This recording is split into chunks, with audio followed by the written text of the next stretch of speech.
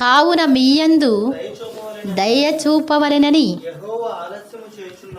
ఏంటంటండి మీరంట ఈ అధ్యాయం అంతా చదువుకుంటే మీకు ఉంటుంది అనమాట. 29లో ఉంటుంది, 30లో కూడా ఉంటుంది.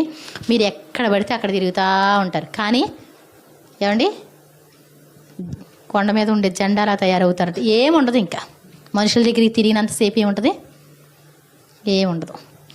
కావున మీ అందు దయ చూపవాలని ఆయన ఆలస్యము చేయుచున్నాడు.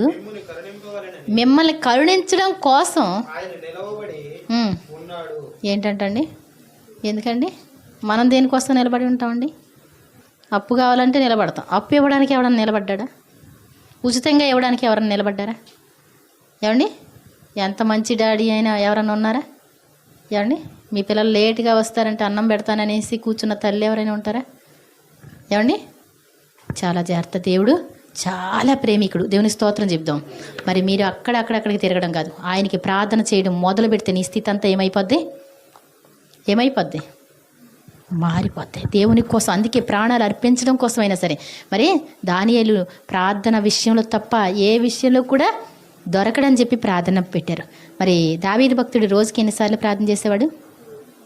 7 సార్లు ప్రార్థన చేసేవాడు. అబ్రహాం కూడా ఎక్కడంటే అక్కడ బలిపీఠం కట్టి ప్రార్థన చేసేవాడు. భక్తులందరూ కూడా ప్రార్థన చేశారు. ప్రార్థన చేయకుండా మన జీవితాల్లో ఫలితం అనేటువంటిది ఉండదు. ప్రార్థన చేయకుండా మనం రక్షింపబడలేం. ప్రార్థన చేసి దేవుని నామాన్ని ఒప్పుకొని మన బాప్తిసం పొందుకుంటే మనం ఏమవుతాం? రక్షింపబడతాం. ఇక్కడ మరి మిమ్మల్ని ఇలా 4 దినాల కిందట నేను 3 గంటలకి ఉపవాసం ఉండి ప్రార్థన చేస్తూ ఉన్నాను.